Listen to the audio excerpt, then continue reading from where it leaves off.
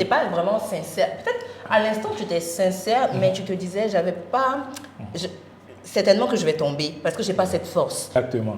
En fait, mon problème, c'était ça. C'est que j'essayais de me changer par moi-même. Alors que c'est pas possible par en fait. toi-même. C'est vraiment pas par moi-même.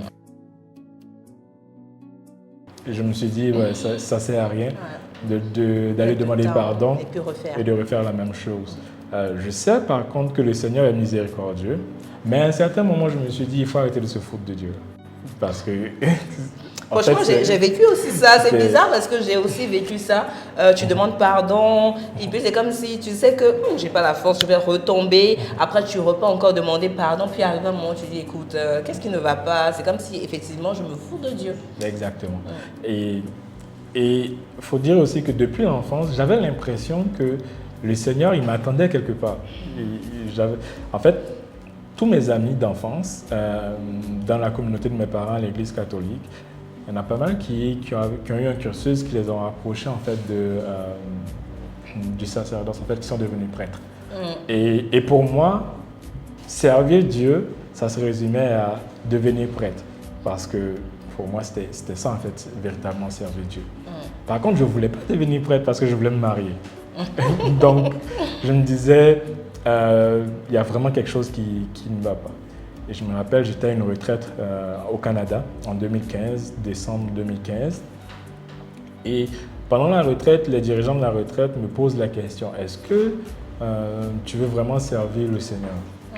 Et moi, je réponds oui, mais à certaines conditions. Et on me demande à quelles conditions, et là, je réponds à condition qu'ils ne me demandent pas en fait de devenir prêtre parce que moi, je veux me marier. Et là, ça fait rigoler tout le monde. Mais je pense que, en fait, cette phrase que j'ai prononcée, Dieu l'a saisie. Parce que, dans le fond, j'avais une mauvaise compréhension de ce qu'était en fait du service du Seigneur et ce que Dieu était réellement pour moi. Fait que les mois se chevauchent, le temps passe et finalement j'arrive à une étape de ma vie où je réalise que ce pourquoi je disais que non, je ne veux pas servir le Seigneur, c'est-à-dire la personne avec qui j'étais en ce moment, n'est vraiment pas la personne que je pensais être. C'est normal parce qu'elle aussi a été dans le monde.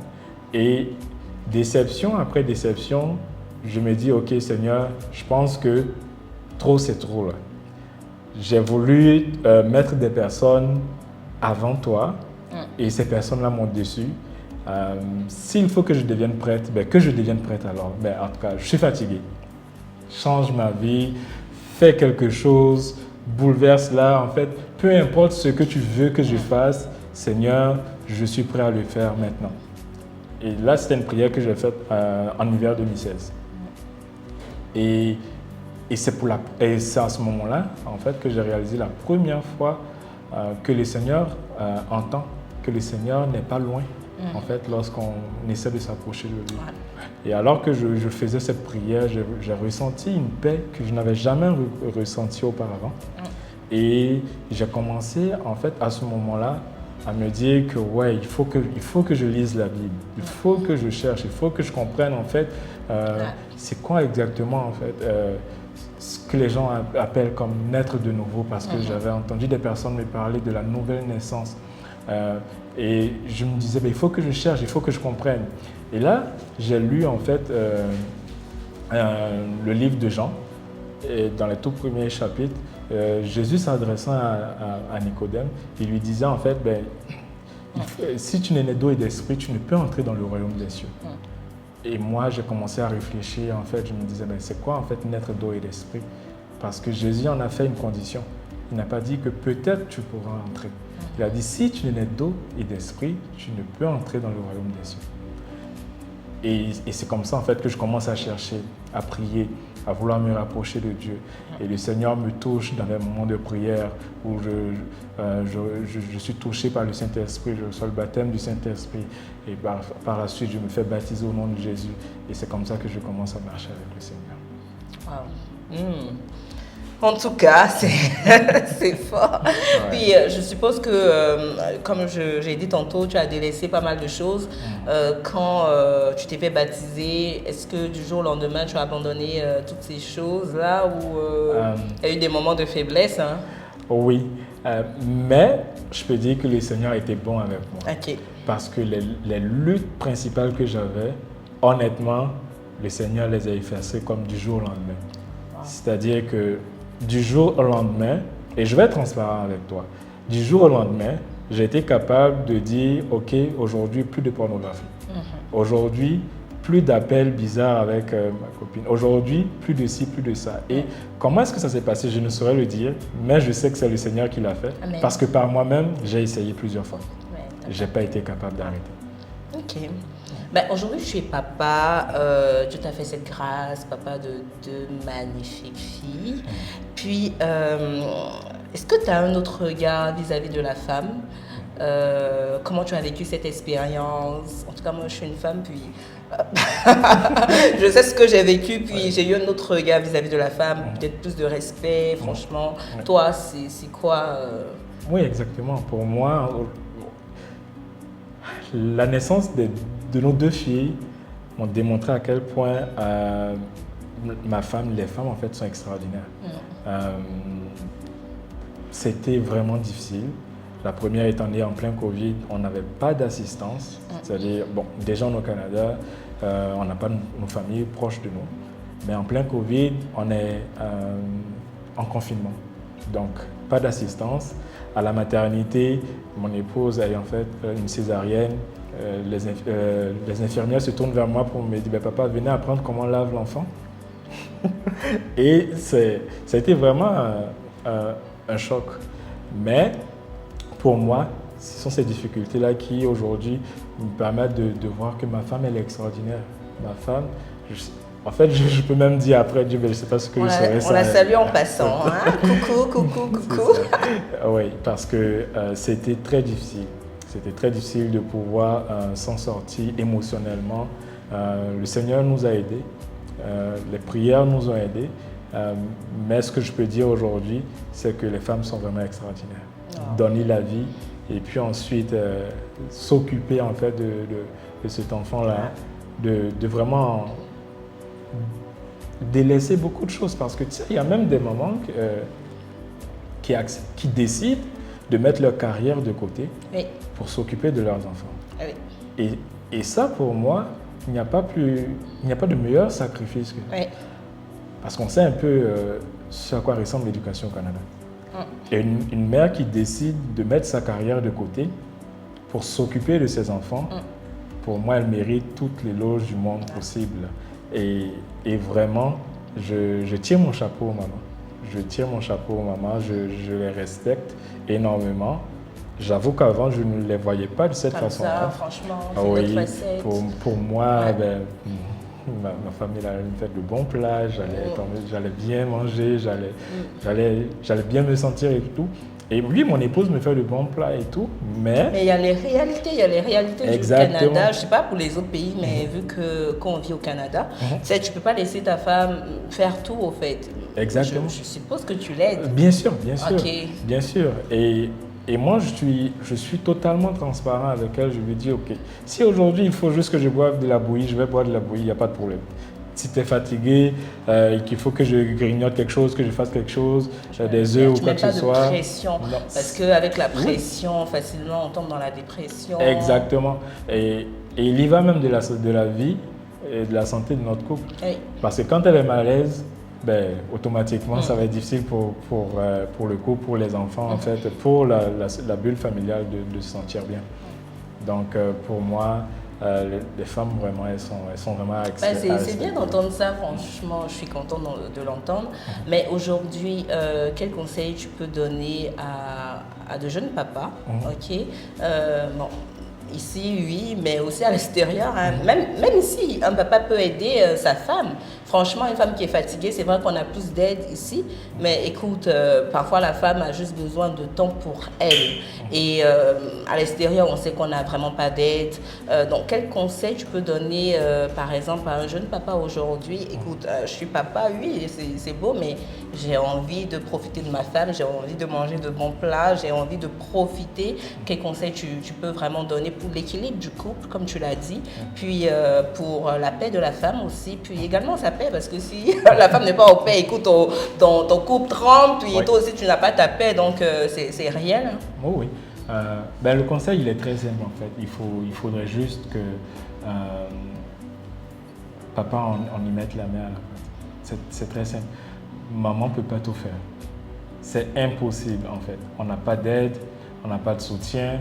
Maman n'est pas en mesure de s'occuper des enfants, de travailler, de faire la cuisine, de faire le ménage.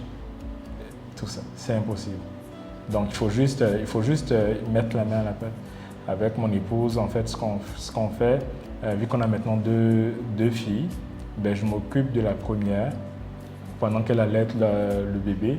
Je m'occupe en fait de tout ce qui concerne la première, c'est-à-dire au matin, je la réveille, je lui fais son petit déjeuner, je lui brosse les dents, elle prend son bain, je lui fais prendre son bain parce qu'elle est encore petite. Et après ça, je la conduis à la garderie, je commence le travail et par la suite, je retourne la chercher et on revient à la maison et on continue les activités ensemble. Ouais. C'est un peu ça, pour que mon épouse puisse justement allaiter le bébé et ensuite se reposer lorsque le bébé se repose. Ouais. C'est vraiment comme juste mettre la main. Et c'est gratifiant aussi. Honnêtement, c'est gratifiant parce que j'éprouve quand même une certaine fierté à dire que je suis capable de changer les couches. Ouais. Je suis capable de laver mon bébé. Franchement. Je suis capable de m'occuper de mes enfants. Franchement. C'est gratifiant. Franchement, puis je partage tellement ton avis. Aujourd'hui, tu as cette intimité avec le Seigneur. Je sais de quoi je parle parce que tu étais converti il y a plusieurs années. Je connais ton témoignage, je sais un peu comment tu fonctionnes. Puis pour dire vrai, plus ou moins, tu m'as évangélisé aussi. Grâce à toi, j'ai pris, je pense que je te l'ai déjà dit, je sais pas, mais j'ai pris un autre chemin. Parce que ton histoire ressemble un peu à mon histoire, mais j'ai pas eu cette force plus tôt. Je vais dire ça comme ça, j'ai pas eu cette force plus tôt. Puis Dieu m'a comme, tu sais, il m'attendait au tournant. Ok, toi là, je te veux et puis voilà. Donc aujourd'hui, je pense qu'il y a de la résilience, c'est ce qu'on dit. Oui.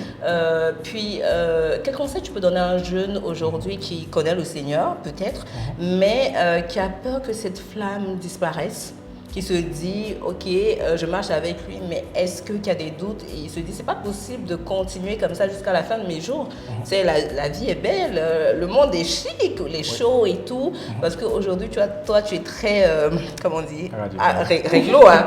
Réglo, je sais que la musique profane, tu n'écoutes pas et tout. Mais écoute, quel conseil tu peux donner à ce dernier? Ouais. En fait, pour moi, si on veut demeurer avec le Seigneur, il y a cet acronyme-là qu'on utilise, en fait, des 3 T. On parlera en fait du talent, du temps et du trésor. Le talent, en fait, c'est ce que le Seigneur, les habiletés que le Seigneur nous a données. Et de reconnaître ces habiletés-là et de les mettre au service du Seigneur, c'est quelque chose qui nous permettra en fait de rester en feu, de rester en fait connecté avec le Seigneur. Admettons, moi je suis quelqu'un qui excelle en fait dans un domaine précis. Je suis facile, admettons, je suis facile dans la communication, je suis facile dans le contact avec les gens. Si je veux demeurer en contact avec le Seigneur, en feu dans ma relation avec le Seigneur, ça serait intéressant que je me joigne ou que je participe beaucoup, que je fasse beaucoup d'évangélisation. Oui. Ça serait mettre à profit le talent que le Seigneur m'a donné à son service. Le deuxième T, le temps. Donc, comme je disais, quand je planifie mes journées, mes semaines, lorsque j'ai fini, je commence par le Seigneur, le temps de prière et puis tout. Et lorsque je fais mes activités, en fait, lorsque je termine mes activités avec ma famille, vient le temps des activités pour le Seigneur, c'est-à-dire servir à l'église, être impliqué avec les jeunes, être impliqué dans l'évangélisation, être impliqué un peu partout, où je sais que je suis en train de donner mon temps pour le Seigneur. Et ça aussi, ça aide à rester en fait sur le droit chemin. Parce que lorsque tu n'as pas le temps à gaspiller, ben, tu n'auras justement pas le temps de faire n'importe quoi.